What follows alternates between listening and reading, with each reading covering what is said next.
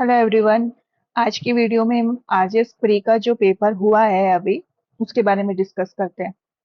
देखिए, RJS pre का exam अभी रिसेंट 27 जुलाई संडे को हुआ है, जिसके बारे में इस पूरे वीडियो में हम जो हाई कोर्ट की ऑफिशियल आंसर की आई है उसके अकॉर्डिंग हम देखते हैं कि कौन से आंसर्स है वो सही है। देखिए, पेपर जो है वो मॉडरेट लेवल का था, ना ज्यादा इजी था ना ज्यादा हार्ड था। पर जो हवा बना रखा था कि नए क्रिमिनल लॉज कैसे पूछे जाएंगे, इतना सिलेबस कर दिया, बहुत बेसिक से एमसीक्यू पूछे गए थे। और जो क्रिमिनल लॉज थे उनको भी कोई कंपेयर करके कुछ नहीं पूछा था, बिल्कुल सीधे से सिंपल क्वेश्चंस पूछे थे। अब देखिए, आज की वीडियो में हम देखते हैं कि जो भी करेक्ट आंसर है हाई कोर्ट की के अकॉर्डिंग वो कौन से सही थे। देखिए, सबसे पहला जो एमसीक्यू पूछा गया था वो सीपीसी से पूछा गया था, उसके जुरिडिक्शन को लेकर, जिसका ऑप्शन नंबर 3 आंसर होता। इसमें ये पूछा था कि अजमेर और ब्यावर दो जगह का लोकल जुरिडिक्शन है, तो कहाँ पर वैलिड, दोनों में जुरिडिक्शन कहाँ पर होगा। तो ये इसका आंसर नंबर 3 था कि सिविल जज अजमेर और ब्यावर दोनों के, वो ऑप्शन नंबर करेक्ट होगा। सेल्स ऑफ गुड जो हमारा नया एड हुआ था उससे सेकंड क्वेश्चन पूछा गया था पेमेंट एंड डिलीवरी को लेकर, और नोट करेक्ट पूछा था। देखिए, इस वाले पेपर में इतने नोट करेक्ट और करेक्ट पूछे गए थे कि ऑप्शन में सबसे ज्यादा जो कंफ्यूजन था वो इसी की वजह से था। अब उसके बाद में ऑप्शन नंबर 4 इसका करेक्ट होगा कि एक्सप्रेस कॉन्ट्रैक्ट के अलावा अगर सेलर है वो बाउंड है डिलीवरी के लिए, तो विदाउट वेटिंग वो डिलीवरी कर सकता है। उसके बाद में देखिए, थर्ड नंबर का ये हिंदू माइनॉरिटी और गार्जियनशिप से जो क्वेश्चन था, जिसके अंदर नेचुरल गार्जियन है वो पूछा था। माइनर सन का नेचुरल गार्जियन कौन होगा, तो इसका आंसर नंबर फर्स्ट करेक्ट होगा। डायरेक्ट से ही ये क्वेश्चन था कि पहले अडॉप्टिव फादर और उसके बाद में अडॉप्टिव मदर है जो उसके नेचुरल गार्जियन होंगे। उसके बाद हेड एंड केस पूछा था, तो मिस्ट्री फ्यूल से बिलोंग करता है, ये इंटरप्रिटेशन का सीधा सा एमसीक्यू था।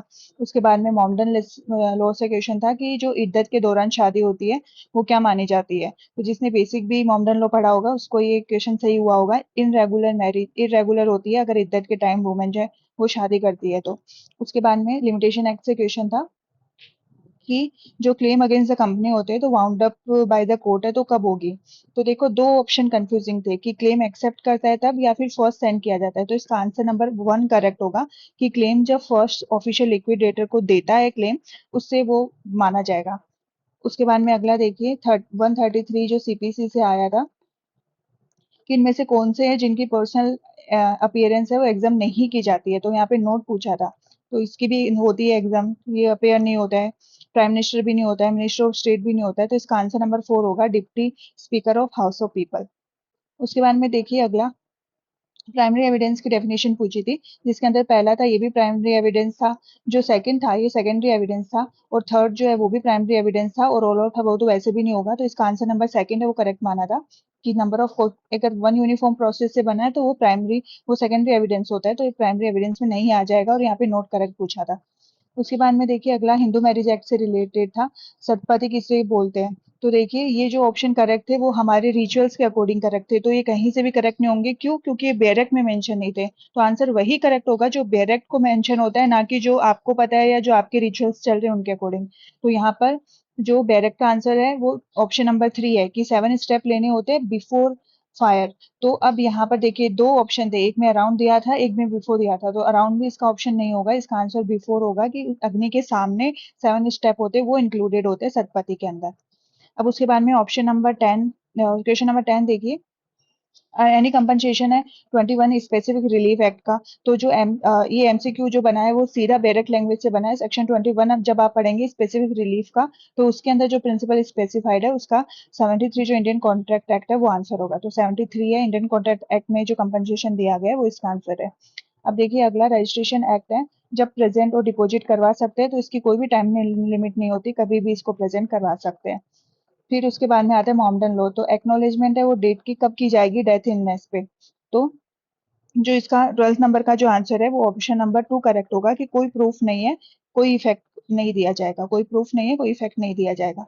उसके बाद में 13 का 4 आंसर करेक्ट माना जाएगा। बहुत ही सिंपल सा क्वेश्चन था, बहुत बार पूछा गया कि इनमोबल प्रॉपर्टी में क्या इंक्लूड नहीं होता, तो स्टैंडिंग टिम्बर, ग्रोइंग क्रॉप्स और ग्रास ये सब इंक्लूडेड नहीं होते। फिर उसके बाद में पूछा था रीट से क्वेश्चन कॉन्स्टिट्यूशन का कि जो नेचुरल जस्टिस है उसके अगेंस्ट कौन सी रीट है, तो इसका आंसर नंबर 4 होगा। उसके बाद में देखिए अगला क्वेश्चन, ये आया था राजस्थान कोर्ट फीस से। कोर्ट फीस का भी बहुत सिंपल सा पूछा था, इतनी सारी कोर्ट फीस दी गई थी, किसी से कितनी लगेगी क्या लगेगी नहीं पूछा था, कौन सी कोर्ट फीस चार्जेबल होती है, कौन सा कोड पूछा था। 13 कोड दिए गए थे, क्रिमिनल कोड, सिविल कोड और रेवेन्यू कोड। तो इसका आंसर जो होगा वो क्रिमिनल कोड होगा। ऑप्शन नंबर 1 क्रिमिनल कोड में ये जो कोर्ट फीस है वो लगेगा। उसके बाद में अगला देखिए, notice to produce second evidence कब होगा। तो अगर वो नोटिस लॉस हो जाता है तो उसका नोटिस आप दे सकते हैं, वो एविडेंस अगर लॉस हो जाता है तो उसका नोटिस आप दे सकते हैं एड्रेस पार्टी को। तो ये यहाँ पर एविडेंस का क्वेश्चन पूछा होगा। 17 देखिए, any person interested in the contract में बी शू टू हैव रिसाइनेड और रिसेशन में B adjudicated by the court on which of the following grounds। तो यहाँ पर कॉन्ट्रैक्ट का इक्वेशन पूछा था, जिसका ऑप्शन नंबर 3 करेक्ट होगा कि अगर वो वॉइडेबल होगा, और वॉइडेबल होता है अगर प्लेंटिफ टर्मिनेट करता है तो वो रिसेशन कर सकता है, अदरवाइज नहीं होता है वो। अगला क्वेश्चन देखिए 18, जिसके अंदर ये पूछा था कि जो रजिस्टर्ड एड्रेस है वो अगर कोर्ट इनकम्पिटेंट है, फॉल्स है, विक्सेशियस है, तो उसका क्या होगा। ऑन मोशन पे किया गया है, तो इसका आंसर नंबर दोनों ही करेक्ट होंगे, फर्स्ट और सेकंड है जो दोनों ही करेक्ट होंगे। 18 का थर्ड दोनों ही करेक्ट होंगे, बोथ ऑफ दिस करेक्ट। कि अगर प्लेंटिफ ने गलत एड्रेस दिया है तो स्टे हो जाएगा सूट को, और अगर डिफेंडेंट ने गलत एड्रेस दिया है तो स्ट्राइक आउट हो जाएगा। उसके बाद में 19 देखिए, नोट हेयर पूछा है, यहाँ पे भी नोट पूछा है। क्लास 1 हेयर में कुछ कौन नहीं आता है, तो क्लास 7 में फादर नहीं आते। सिंपल सा था, जिसने एक बार भी बैरक पढ़ा है उसको ये आया होगा। मदर जो डॉटर होती है, मदर होती है, ये सारी क्लास 1 हेयर्स होती है। पर जो फादर होते हैं वो क्लास 2 हेयर होते हैं, तो फादर इसमें इंक्लूडेड नहीं होंगे। अब देखिए अगला, which of the following is correct provision regarding the submission of resignation है। जो सुप्रीम कोर्ट ऑफ इंडिया का जज है उसका रेजिग्नेशन कहाँ जाता है, तो उसका रेजिग्नेशन हमारे प्रेसिडेंट के पास जाता है। ऑप्शन नंबर 1 इसका करेक्ट होगा। उसके बाद में अगला देखिए, the according to the provision of Rajasthan rent control act, appeal है वो कहाँ फाइल होगी, अपील एंड रेंट ट्रिब्यूनल के अंदर। तो इसका जो आंसर होगा वो ऑप्शन नंबर 1 जो है हाईकोर्ट ने करेक्ट माना है। देखो दो ऑप्शन है जो बिल्कुल कंफ्यूजिंग थे, एक जो अपील करता है रेस्पोंडेंट उससे 180 डेज माना जाएगा, या फिर जो रेंट ट्रिब्यूनल के सामने के बाद 180 डेज माना जाएगा। तो इसका ऑप्शन नंबर 1 करेक्ट होगा कि जब रेस्पोंडेंट अपील के लिए नोटिस देता है तब से 180 डेज माना जाएगा।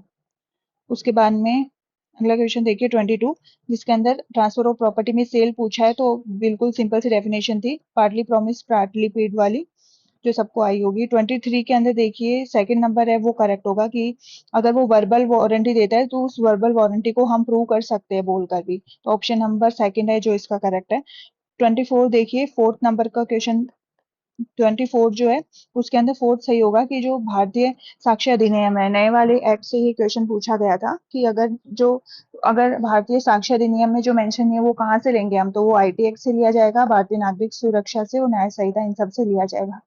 अब उसके बाद लैंड रेवेन्यू से, नाजुल रेंट से, डेफिनेशन क्लोज से सीधा एमसीक्यू पूछा गया है, जिसका ऑप्शन नंबर 3 करेक्ट होगा, ये वाला, कि स्टेट गवर्नमेंट के अंदर जो भी लैंड्स आएगी उनको नाजुल लैंड्स बोलते हैं। उसके बाद में 26 देखिए, करेक्ट आंसर पूछा गया है इनहेरिटेंस को लेकर मोमडन लॉ से। तो इसका ऑप्शन नंबर 1 करेक्ट माना है कि कोई डिस्टिंक्शन नहीं है, अगर प्रॉपर्टी मूवेबल है, इमूवेबल है, एंसेस्ट्रल है, सेल्फ एक्वायर्ड है, कोई डिफरेंस नहीं है। 27 में देखिए, सेकंड अपील सीपीसी से लेकर सीपीसी से क्वेश्चन था कि कौन सा नोट करेक्ट पूछा गया है। तो इसके अंदर जो है ऑप्शन नंबर सेकंड है वो करेक्ट होगा।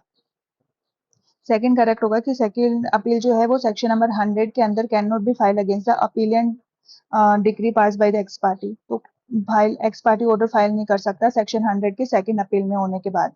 अब उसके बाद में 28 देखिए, 28 का ऑप्शन नंबर जो सेकंड है वो करेक्ट था। एक्नोलेजमेंट का पूछा था इसने, तो एक्नोलेजमेंट वही होती है जो ऑमिट और exact nature of the property of the right, option number 3 है जो इसका करेक्ट है। उसके बाद में देखिए 29 में ट्रांसफर ऑफ प्रॉपर्टी से ओरल एग्रीमेंट कब होगा ये पूछा गया था। तो नॉट एक्सीडिंग 1 साल से कम की अगर लीज होती है, 1 साल के माइनस की, और डिलीवरी ऑफ पोजीशन होता है, तो उसको हम ओरल एग्रीमेंट से भी क्या कर सकते हैं, ट्रांसफर कर सकते हैं। अब उसके बाद में लीडिंग क्वेश्चन देखिए, ऑप्शन नंबर 1 इसका करेक्ट था। अगर ऑब्जेक्ट नहीं होता तो एग्जामिनेशन ऑफ चीफ और री एग्जामिनेशन कोर्ट की परमिशन से हम ये पूछ सकते हैं। 37 देखिए, ऑप्शन नंबर 1 इसका करेक्ट है। रमेश जो है वो एजेंट है for sale of the goods having the authority to sell on credit, और रमेश जो है वो क्रेडिट पे बेच देता है without making the proper inquiries with regard और solvency letter on the hugging sing solvent at the time of such sale, तो रमेश। अब देखिए ये क्वेश्चन ट्रिकी पता है कैसे बनाया गया है, कि यहाँ पर ये सॉल्वेंसी लिखा है और बच्चों ने इसको इनसॉल्वेंसी पढ़ा होगा, तो सॉल्वेंसी लिखा है इसलिए इसका आंसर है वो करेक्ट होगा, ऑप्शन नंबर 1। कंपनसेशन देगा वो प्रिंसिपल को। तो अगर यहाँ पे इंसॉल्वेंट लिखा होगा ना तब वो लाइबल नहीं होता, उसका प्रिंसिपल लाइबल होता, पर यहाँ पर सॉल्वेंट लिखा है तो कंपनसेशन देगा प्रिंसिपल को वो जो भी लॉस इनकर हुआ है उसका। अब 32 देखिए, सेल्स ऑफ गुड्स एग्जीक्यूशन था कि कॉन्ट्रैक्ट है वो कैसे बन सकता है। तो उसके अंदर पर ऑप्शन नंबर 4 था, बोल के भी बन सकता है, राइटिंग में बन सकता है, आधा राइटिंग या फिर आधा बोल के कैसे भी बन सकता है। 33 में देखिए, सर्टिफिकेट जो रिकवरी है 8 के अंदर उसका टाइम पीरियड पूछा था, राजस्थान रेंट कंट्रोल एक्ट से क्वेश्चन था, तो इसका ऑप्शन नंबर सेकंड 6 महीने जो है वो करेक्ट होगा। उसके बाद में देखिए अगला क्वेश्चन 34 को लेके हिंदू अडॉप्शन और मेंटेनेंस एक्ट 1956 है। तो चाइल्ड है वो नहीं, नोट नॉन अगर नहीं पूछा गया तो उसका जो अडॉप्शन है वो किसको दिया जाएगा, तो गार्जियन है वो कोर्ट की परमिशन से ही अडॉप्शन दे सकता है। ऑप्शन नंबर 4 है जो इसका करेक्ट है। उससे आने 35 देखिए, the best suited to the fill in the blanks बताना है कि ये देखिए ऑप्शन, ये जो क्वेश्चन है ये डार्कफुल है, इसके अंदर ये भी और ये भी तो होते ही है कॉन्ट्रैक्ट एक्ट के अंदर। आपकी कंसेंट है वो फ्री कंसेंट नहीं होगी अगर वो इन सब चीजों से फ्रॉड से, मिसरिप्रेजेंटेशन से, अंडर इन्फ्लुएंस से, मिस्टेक से अगर आप इफेक्टेड है तो वो कंसेंट जो है फ्री कंसेंट नहीं मानी जाती है। पर ये जो दो ऑप्शन है ये कॉन्ट्रैक्ट एक्ट में मेंशन नहीं है। इसका आंसर ऑल ऑफ अबव भी होगा क्योंकि मिसअप्रोप्रिएशन से और चीटिंग से अगर आप कंसेंट लेते हो तो वो भी फ्री कंसेंट नहीं होती है। तो इसका आंसर 4 भी, और जो हाईकोर्ट है उसने इसका आंसर नंबर 3 है वो करेक्ट माना है। अब देखते हैं ये रिट लगेगी, ये ऑब्जेक्शन लगेगा या नहीं, पर ये क्वेश्चन है ये जो है गलत क्वेश्चन था। अब उसके बाद में 36 है वो देखिए, ऑप्शन नंबर 3 जो 2 महीने रेप केसेस का जो है वो कितने दिन में कंप्लीट होगी, तो 2 महीने में वो कंप्लीट होनी चाहिए। सिंपल सा क्वेश्चन था। 37 का देखिए, ऑप्शन नंबर 4 है वो बहुत ही सिंपल क्वेश्चन पूछा था, जे एक्ट में जुवेनाइल की एज कितनी होती है, तो वो एज 18 ईयर्स होती है। अब 38 देखिए, ऑप्शन नंबर 1 इसका करेक्ट है कि जो पावर होती है अप्रोप्रिएट गवर्नमेंट की जो ऑफेंडर की, तो जो ऑफेंस सेंटेंस हुआ है जहाँ पे वहां हो सकती है। ऑप्शन नंबर 1 इसका करेक्ट है।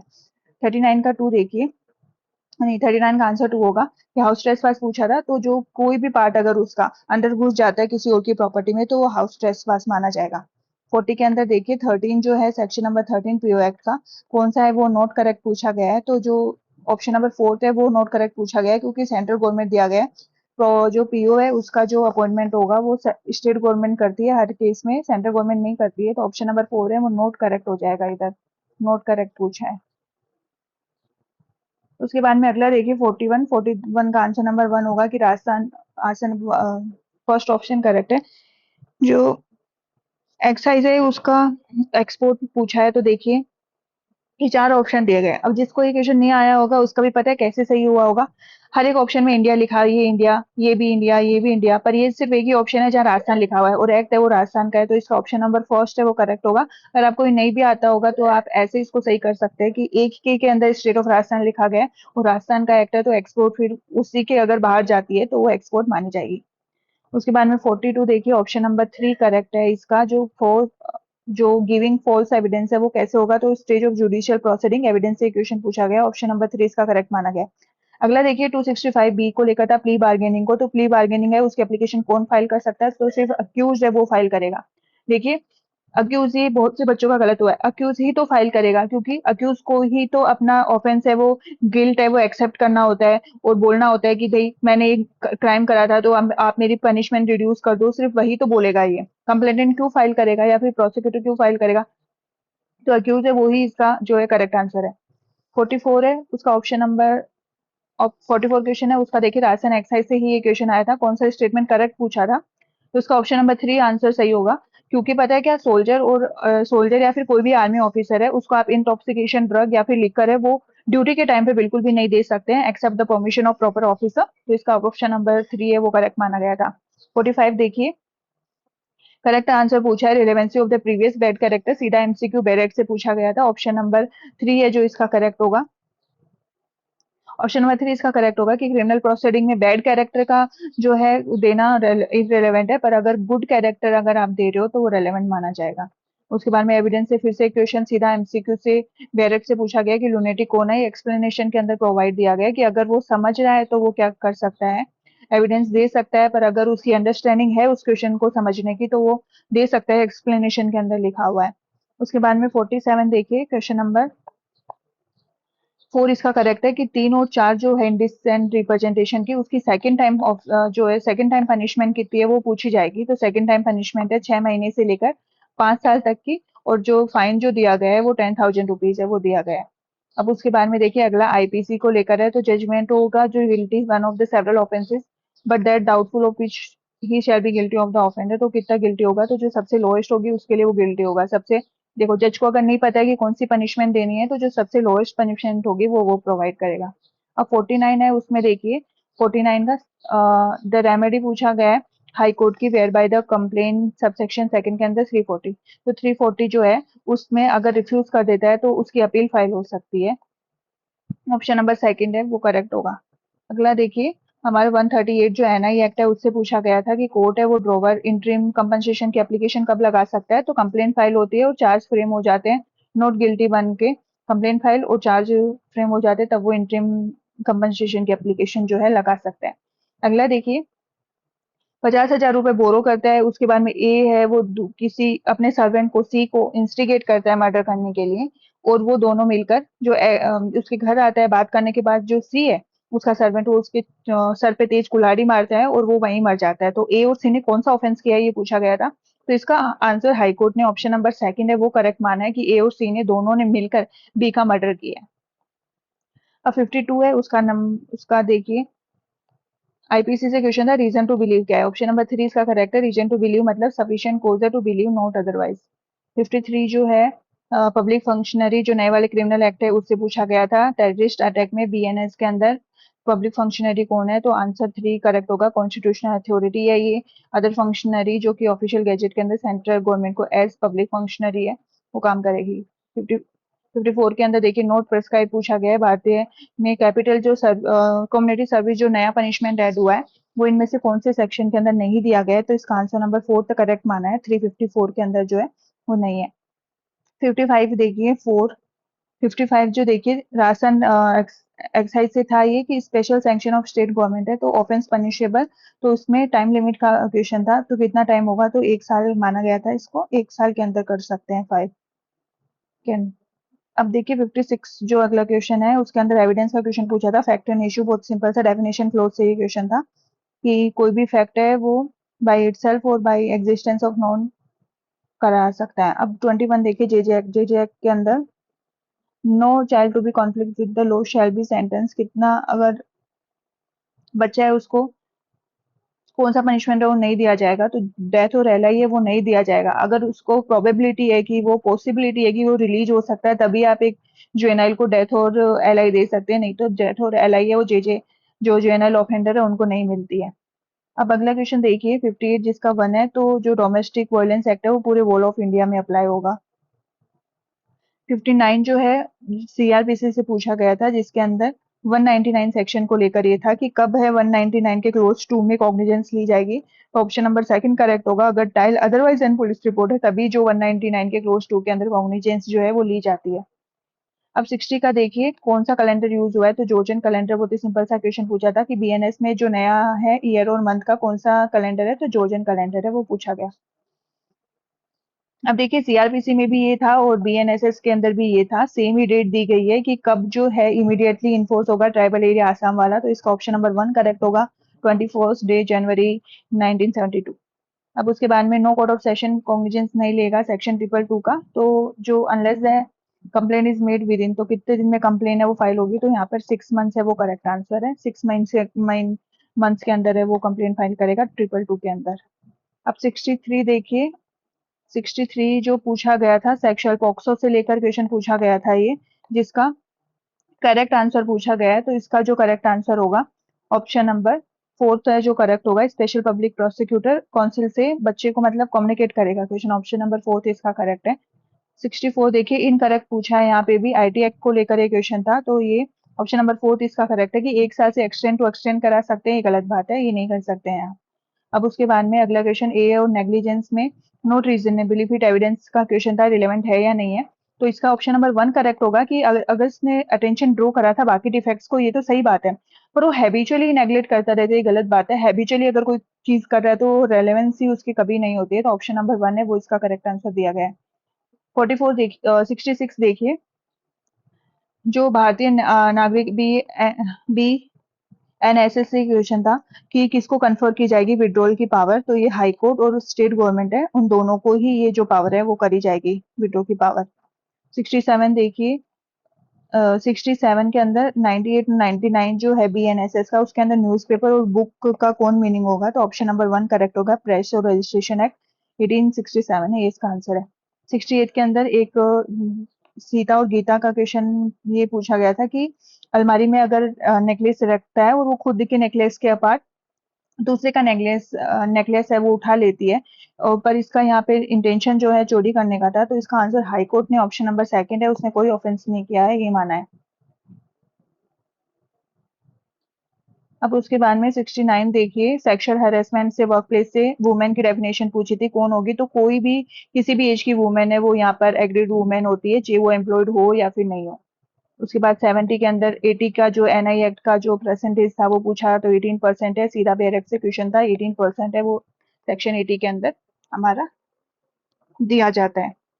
तो ये जो सारे लोग के MCQ थे इसके अंदर कि जितने भी तो हमें पूछे गए थे, कंपेरेटिवली कोई भी क्वेश्चन नहीं आया था, बहुत ही बेसिक से क्वेश्चन पूछे गए थे। पुराने वाले जो एक्ट क्रिमिनल एक्ट से उनसे भी क्वेश्चन थे और नए वाले एक्ट से भी क्वेश्चन थे।